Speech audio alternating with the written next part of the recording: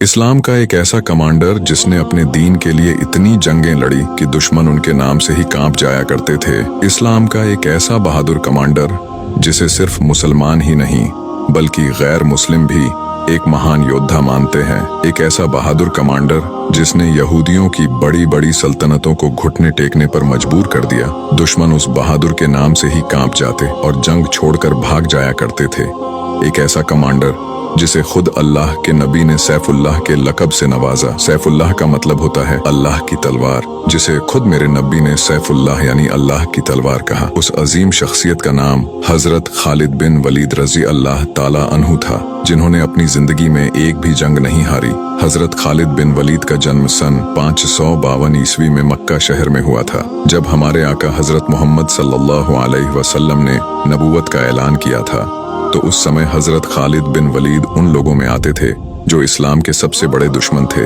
इस्लाम लाने से पहले आपने मुसलमानों के खिलाफ भी बहुत सी जंगें लड़ी थीं। जंगे उहद जो काफिरों और मुसलमानों के बीच लड़ी गई थीं, और इस जंग में नबी के चाचा हजरत अमीर हमजा शहीद हुए थे।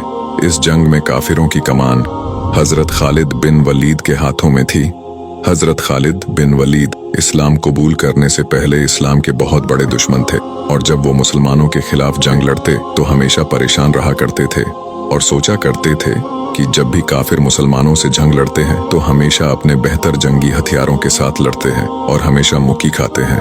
हजरत खालिद बिन वलीद हमेशा मुसलमानों की बढ़ती तादाद देखकर भी परेशान हुआ करते और सोचा करते कि क्या सच में मुसलमानों के साथ कोई ताकत मौजूद है, और क्या सच में मोहम्मद सल्लल्लाहु अलैहि वसल्लम अल्लाह के पैगंबर हैं। आप इस सोच में डूबे ही रहते कि आपको आपके भाई का खत मिला, जिसमें लिखा था कि ए खालिद, हजरत मोहम्मद सल्लल्लाहु अलैहि वसल्लम ने मुझसे तुम्हारे बारे में पूछा है कि खालिद कहाँ है। मैं चाहता हूँ कि तुम इस अंधेरी दुनिया से निकल जाओ और इस्लाम की रोशनी में आ जाओ। खालिद बिन वलीद पर इस खत का ऐसा असर हुआ कि आप फौरन अल्लाह के नबी के पास मक्का पहुंचे और इस्लाम कबूल कर लिया। इस्लाम कबूल करने के बाद आपने सबसे पहली जंग रोमन एम्पायर के खिलाफ लड़ी थी। इस जंग में यहूदियों की तादाद 1 लाख थी और मुसलमानों की तादाद सिर्फ 3000 थी। इस जंग में खालिद बिन वलीद एक मामूली सिपाही बनकर लड़ रहे थे। इस जंग में हजरत जैद, हजरत जाफर और हजरत अब्दुल्ला एक के बाद एक तीनों सहाबी शहीद हो गए। तो खालिद बिन वलीद ने उसी समय आगे बढ़कर इस जंग की कमान संभाली और दुश्मनों के दांत खट्टे कर दिए। और इसी जंग के बाद हमारे नबी ने खालिद बिन वलीद को सैफुल्लाह के लक़ब से नवाजा।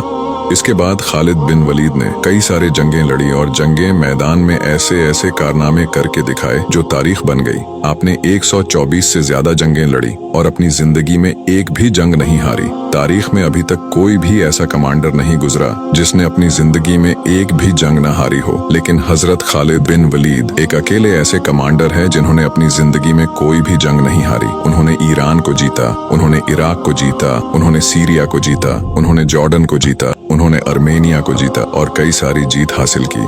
छोटी छोटी फौजों के साथ हजरत खालिद बिन वलीद ने बड़ी बड़ी फौजों को शिकस्त दी। कई फौजें हजरत खालिद बिन वलीद को जंग में देखकर ही हथियार डाल दिया करते थे और हार मान लिया करते थे। आपने जितने भी इलाके फतह किए वो आज तक काफिरों के पास नहीं गए। खालिद बिन वलीद के फतह किए गए इलाकों पर आज भी काफिर अपना कब्जा नहीं जमा पाए हैं। दुश्मनों के दिलों में अपना खौफ डालने वाले हजरत खालिद बिन वलीद अपने आखिरी वक्त में बीमार पड़ गए थे और बिस्तर पर आ गए थे। खालिद बिन वलीद की ख्वाहिश थी कि वो अल्लाह के लिए लड़ते हुए शहीद हो, लेकिन अल्लाह के नबी ने आपको अल्लाह की तलवार कहा था, तो ये कैसे हो जाता कि अल्लाह की तलवार किसी जंग में टूट जाए। इसलिए आपकी वफात बीमारी की वजह से हुई। खालिद बिन वलीद के जिस्म पर ऐसी कोई भी हिस्सा मौजूद नहीं था जहां तलवारों और तीरों के निशान मौजूद न हो। ये फरमान है हजरत खालिद बिन वलीद का बुज़दिलों के लिए। अगर मौत लिखी हुई न हो तो मौत खुद जिंदगी की हिफाजत करती है, और अगर मौत मुकद्दर में हो तो जिंदगी खुद मौत से जाकर लिपट जाती है। बुज़दिलों को मेरा पैगाम सुना दो, अगर मौत अगर मैदान जंग में ही आनी होती तो खालिद कभी बिस्तर पर न मरता। वीडियो अच्छा लगा हो तो इसे लाइक जरूर करें और हमें फॉलो करके हमारा हौसला बढ़ाइए, और ऐसे ही इस्लामिक वीडियोस के लिए हमें फॉलो करना ना भूलें।